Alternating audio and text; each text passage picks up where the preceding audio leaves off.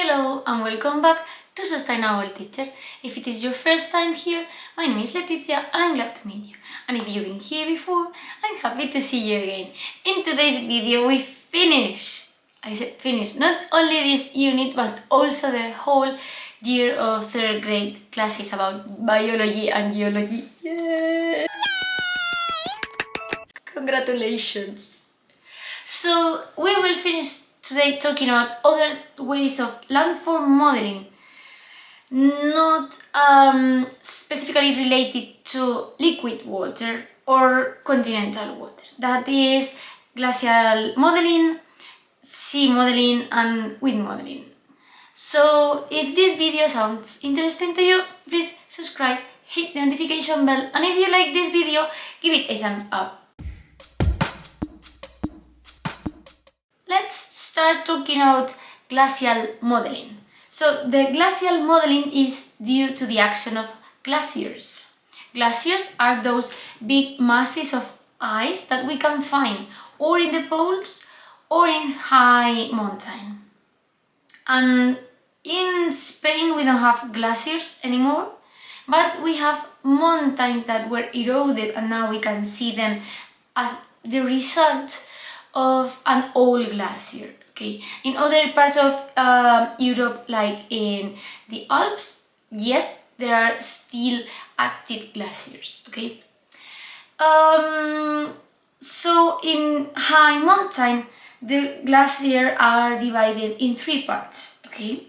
The central part where the big mass of ice is located is called circus or cirque in French sometimes. Then we have the area where the glacier can grow or be smaller depending on the time of the year. If it is winter, the glacier is going to be bigger, so it will go down through the valley more. And if it is summer, it's going to be smaller, it's going to be higher. So the shape of the valley or the size of the valley will be changed by the shape and the size of the glacier. And finally, we have a terminal zone where the glacier finishes. So, due to this movement between summer and winter cycles, or some years with higher and lower temperatures, or some winters, the movement of the ice will erode the surface of the rock. Okay, so this is the glacial modeling.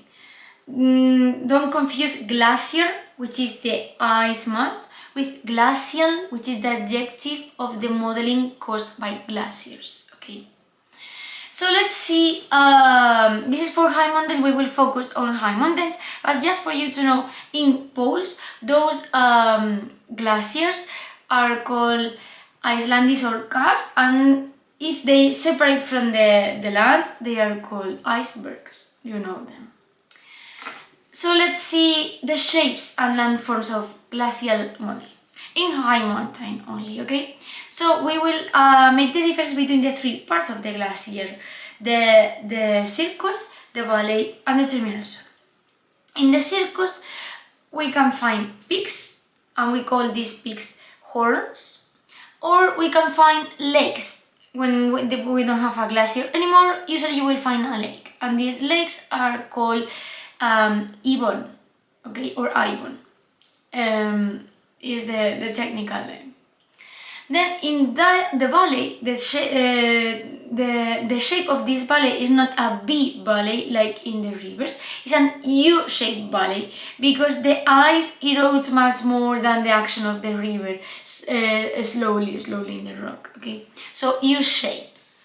And then in the laterals and in the bottom of this valley we will have like scars, and these scars are called moraines, okay, and they are the scars of the ice moving forward or backward depending on the season.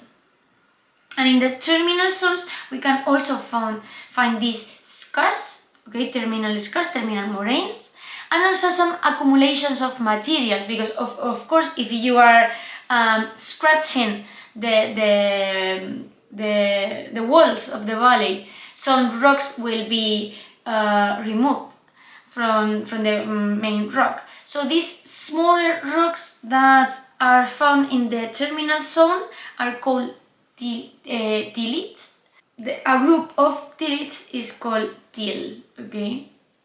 They are weird names, I'm sorry. I added some pictures in here to show you all the parts, the horns, the lakes, and the scars also, the moraines and the till, okay?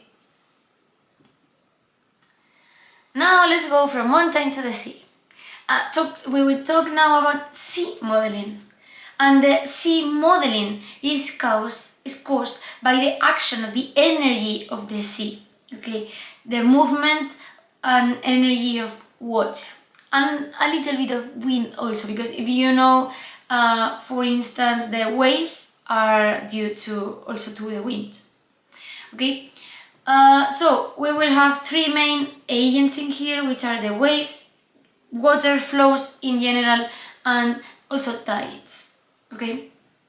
The waves will cause what we call sea abrasion. So the wave will hit the wall of rock.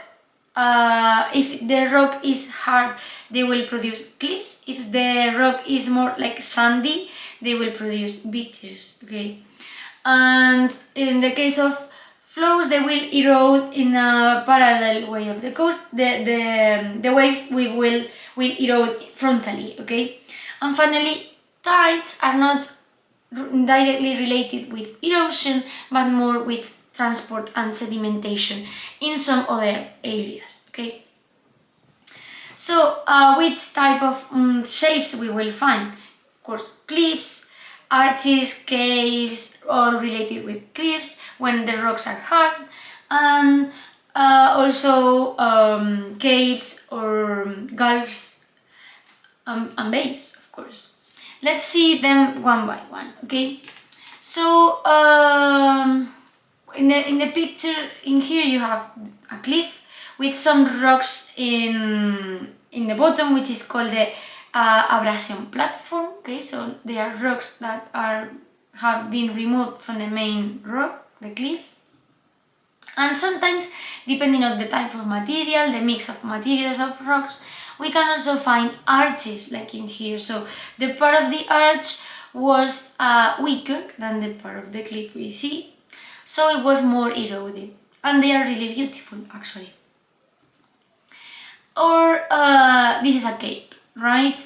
And we also have a bay. Just for you to know, you already know what is a cape and a gulf.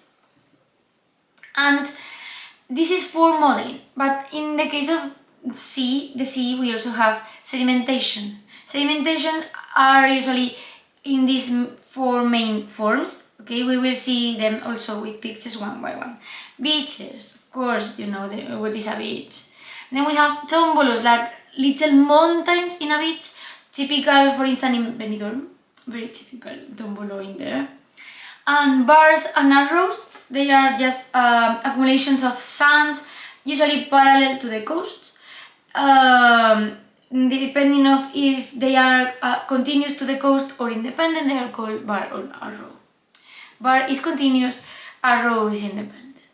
And finally, some lagoons and marshes, if they have like a salty water, but kind of a mix of between continental and marine water, we call them marshes, okay?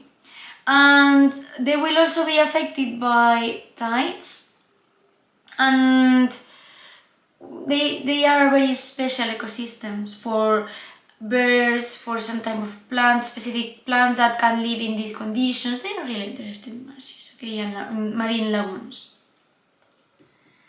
And finally, wind modeling.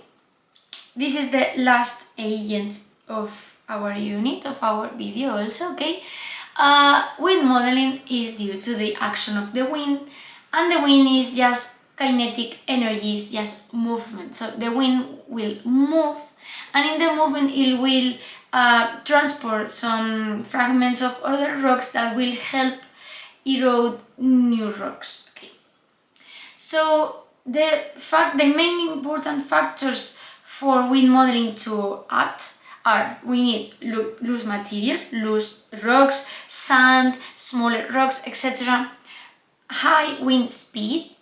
The higher the speed of the wind is, the stronger, the more energy it will have, the bigger fragments that the wind will be able to transport floating in the air. Okay, and also it's important to the lack of vegetation to erode rocks. If they have vegetation, the vegetation will protect the rocks, but if we don't have vegetation in those rocks, they will be unprotected and they will be more exposed to the action of the wind and those fragments floating in the wind. Okay, so the process is first weathering and erosion with wind abrasion. So the wind elevates some loose fragments, they float and they are moved with the wind flow, and they will weather and erode the surface of other rocks. Then those fragments that have been eroded from the main rock will be transported in a process called deflation. And finally, when the wind doesn't have any energy or enough energy to keep transporting these fragments, they will be sedimented. And the sedimentation is selective in the way that the bigger fragment will be sedimented and then the smaller fragments, because of course the wind will lose energy progressively. So the sedimentation is also progressive from bigger to small. That's what I mean by selective sedimentation. And what kind of shapes can we find in wind landforming? So we have, as well as in the sea, forms of erosion and forms of sedimentation. Forms of erosion, we have this funny one, which are the mushroom rocks. So the mushroom rocks are rocks that has been sedimented by the base more than on the top, so they get this mushroom shape. Why? Because the wind is going to be able to elevate more fragments and bigger fragments just in the basic levels, lowest levels, than in the highest levels. So there will be more erosion in the lower level. Then the next one is honeycombs. Honeycombs are those holes. They are also produced by the wind abrasion. Okay. Icebergs are these just mountains. We also call them island mountains because they are like mountains isolated, like an island in a desert. Why? Because they are from rock, from a material stronger than the rest of the desert, and they couldn't be eroded. Okay, so they remain in there. The rest is eroded. And finally, for erosion, we have cobble fields. So these are these rocky deserts, and it's not a sandy desert. It's just the floor of the desert is gonna be fully covered with this kind of rocks. Okay. And then, in the case of the sedimentation, of course, we have dunes. I'm sure you know what is a dune. It's an accumulation of sand. They are in the beginning movable, they are not fixed, and with the time they get fossil, they get fixed and they don't move anymore. Okay. And loess is a kind of the process of sedimentation of thicker materials than sand, okay, or bigger materials than sand, but they have the soil has a high fertility. So lowest areas used to be some kind of desertic areas, but usually they are used in agriculture. So that's why the picture shows like those terraces for agriculture. Okay. So this is the end of all the landforming and landform shapes that you should learn this year. I hope it was interesting. Probably you have seen lots of them while traveling, but you didn't know they were this, or they had this origin. So now you know. If you have any doubt, please leave them in the comments, and of course, see you soon, but in another year of classes. Bye!